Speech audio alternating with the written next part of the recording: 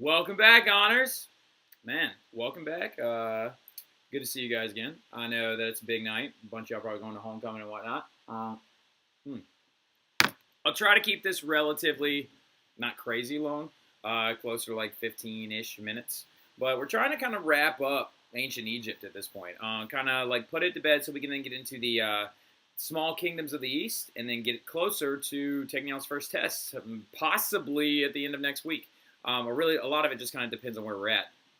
But you'll also be given this week your very first DBQ, which is a document-based question essay. All right? But we'll talk about it when we get there, and I'm going to walk you through it step by step and show you exactly how to get it handled. All right?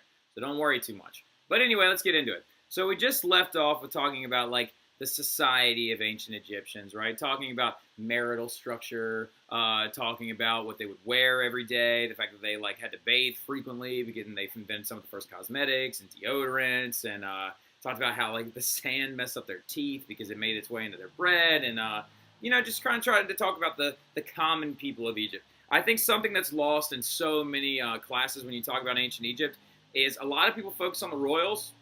I like to focus on the people that actually lived it their day to day. You know, what their houses looked like, how their homes were a reflection of their environment and their geography, right?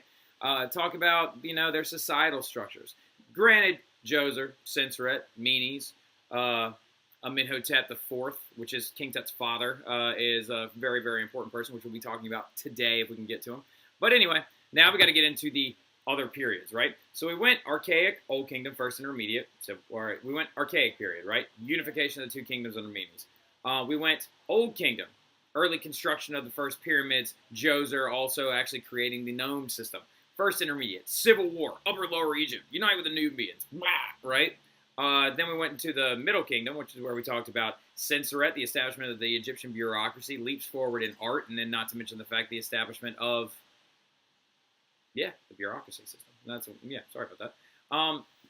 But getting into it, though, further, now we got to talk about the Second Intermediate going into the New Kingdom, right? The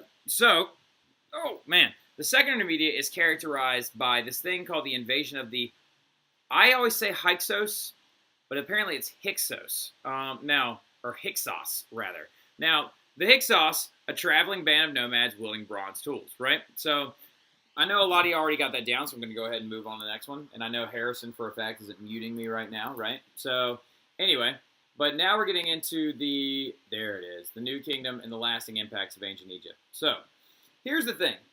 The Second Intermediate, according to the Egyptians, is characterized by the invasion by the Hyksos. Now, the irony is that we believe that it wasn't an invasion at all. We actually believe that the Hyksos were there during the First Intermediate period that the Egyptians went through, and actually settling the Nile Delta while the Middle Kingdom was actually flourishing in ancient Egypt. So, to give you a heads up, the Hyksos are actually just negatively portrayed by the Egyptians. They're portrayed as a conquering horde of people, right? They were actually probably just people nomadic, right? They were probably just nomads looking for a place to actually cultivate, create a larger city-state. They actually got so well developed that they established their own capital in the north up here, in the north of the Nile Delta, above Memphis, in an area up here, and for the life of me, I cannot remember what their name of their capital is. Hold on, I gotta do this real fast, or else it's gonna like drive me nuts. Capital. It starts with an A. Avaris. There we go. Sorry about that. Anyway, now Avaris. Now, so they had a capital city of Avaris. They were a rudimentary style people.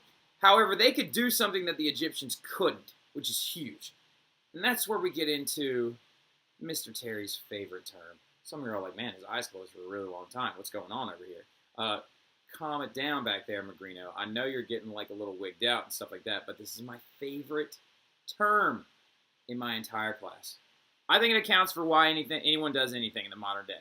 I think so many teachers look over this term and they just pretend like it's not that big of a deal. But if you look at history as in a historiographical sense, cultural diffusion plays a part in everything, all right?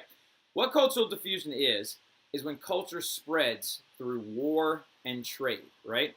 So really quick example, what's the most culturally diffused country in the entire present modern day world? Anybody want to guess?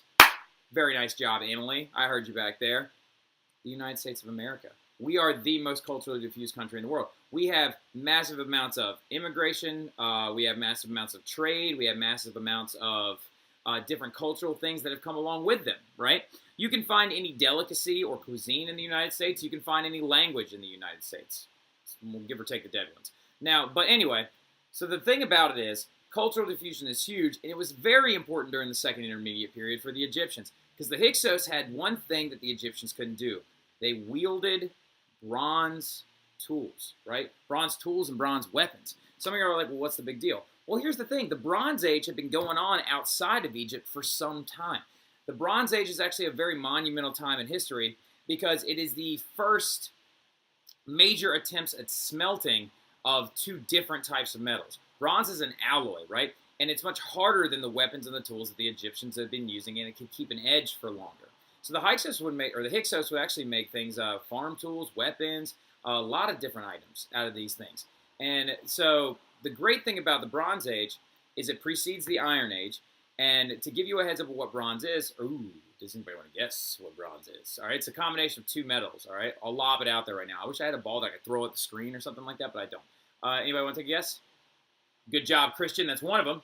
Copper, which is the largest bulk of bronze. And then it's about 12 to 10% something else. Starts with a T. Anybody want to give it a shot? Anybody? Very nice job, Campbell. That's right. It's 10. All right, 10. So anyway, but getting further into it, those two things go together. All the while before this, the Egyptians had been making their tools out of hardened copper, which actually degrades very easily. It also oxidizes very easily, which is a very nerve-wracking thing. But what's going to end up happening is the New Kingdom is going to be ushered in because the Hyksos are going to be conquered and eventually pushed out by the ancient Egyptians. The irony is the Egyptians use the weapons taken from the Hyksos and turns them against them, right? They actually did a lot of different things. One of the biggest things they did is they actually used the chariots that the Hyksos has actually developed. Another thing that they did is they used the composite bows that the Hyksos actually developed. Remember when we talked about the other day how the Nubians were some of the best archers in the world? They had simple bows, right? Simple bows usually made out of two antelope antlers and a small piece of section of wood, and then sinew or plant fibers that actually created the drawstring. Now, the coolest thing about the composite bow that was actually developed by the Hyksos was it was made out of bone, wood, and sinew. So it made it much more flexible and it could fire at a greater distance. So they're actually going to use these new military developments taken from people to the north of them and use them to push them out, right? So the Hyksos are going to be pushed out and conquered, and and they're also going to, Egypt's going to conquer Nubia and bring Egypt to its greatest height under the New Kingdom, right? The 18th dynasty is going to be the marquee dynasty out of all of them. That's Akhenaten, or, excuse me, Imhotep IV. That is also King Tutankhamun, right? So we'll talk about how his name was actually Tutankhamun here in a minute. So, no. We'll talk about that in a second. All right, anyway, now, but it's also the height of Egyptian imperialism, right? So what imperialism is a massively important thing that actually, like, historians think that caused a lot of confusion in a lot of Egyptian history. So the New Kingdom, under imperialism is when one country or civilization subdues or takes control of another one for their resources. These resources can be anything. The modern imperialist age during the late 1800s into the early 1900s that actually was done by a lot of the European powers were over things like rubber, for example. The Belgians completely decimated the Congo in pursuit of their rubber resources. So, anyway, the positive for the Egyptians, though, is it's going to create a large amount of economic wealth. However, the mind-blowing negative, though, is widespread slavery from conquering other people, which they would consider a resource during this time of imperialism. So, does that sound familiar, though? Think Bible. There you go. I see some light bulbs clicking, right? Under the New Kingdom is when we believe that the Exodus, if it happened at all, actually happened. The Jews, which is the story of the Jews leaving Egypt with Moses, we believe it happened during this period. Now, the sad part about it is the historical community is very split on this entire event, right? Some historians believe it never actually happened because there's not a lot of heavy documentation of people leaving during this period, right? Because according to the Bible, it says that millions of people left. We only believe that the Egyptian kingdom had about 3.5 million people in it in total. So if 1 million people left, that's some kind of marquee event that Egyptians probably would have recorded somewhere. And there is no recordings of it. But here's the ultimate irony as well. Maybe it wasn't necessarily the idea that they took the Israelites and placed them in Egypt and used their slave labor. Maybe they conquered the Israelites, and then maybe the Israelites, the Exodus, was them breaking away.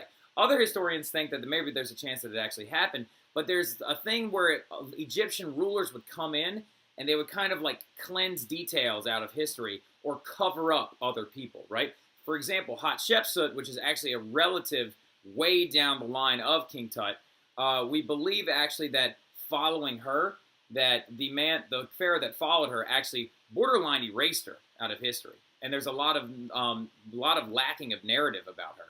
And a lot of people believe that this is just due to the fact that she was a solo female ruler. But getting into it, though, there's another major development that's going to happen with this guy's family, all right? And that is due to the fact, I got to say this really quick. New Kingdom architecture and riches are also going to be coming around. This is the Temple of Ramses that is going to be built under this time. I believe that this is the Temple of Karnak. I need to go back and double check that. But large base architecture and large wealth is going to make its way in the New Kingdom. This is one of the coolest things, though, all right? So speaking of, this is the father and his wife of King Tut, right? So the thing about it is Akhenaten and Nefertiti, the queen and pharaoh of Egypt, are going to try and do something during the 18th dynasty that was completely unheard of. They're going to start this thing called the cult of Atun, right? A-T-U-N, which is the worship of the sun. They are a pharaoh and a queen during the 18th dynasty that tried to push Egypt to monotheism. That's insane. Which also, when you really think about it, is a really cool crossover. When we talk about the fact that we don't know if the Exodus happened, but also the Israelites were one of the very first Abrahamic faith, and they were the first monotheistic culture that ever actually existed in the ancient world. So maybe there's a chance that the Exodus did happen, and maybe there's a chance that the God of Abraham actually rubbed off on the Egyptians. Maybe the plagues were real. We don't know, right? So a lot of it is lost to history, though, due to, like I said, a lot of this historical cleansing and a lot of also the destruction of many Egyptian pieces of intelligence when the Romans actually would come in and take over. Also when the Greeks would come in and take over. Also when they were just kind of pushed around during the medieval era by the Islamic forces sweeping through North Africa. It's a lot of stuff, right? But anyway, he tries to take them to this thing called the cult of Atun, right? Which is really cool. A-T-U-N is actually what it's called. That was King Tut's first name. It was Tutankhamun. It was like Tutankhamun, which actually means the image of Atun. And then he changed his name to Tutankhamen, which is actually the image of Amen for Amen-Ra, right? So anyway, but they actually, or Aton, or I'm pretty confident that's misspelled. I think it's A-T-U-N. We'll double check that later, all right? Now anyway, which is their new sun god. So Nefertiti also had just as much ruling power as her husband, which is one of the really cool things about their ruling during the 18th dynasty. And however, after their death, Egyptians are going to push back, denounce them, and they're going to like bring a smaller closure on the equal rights for women, right?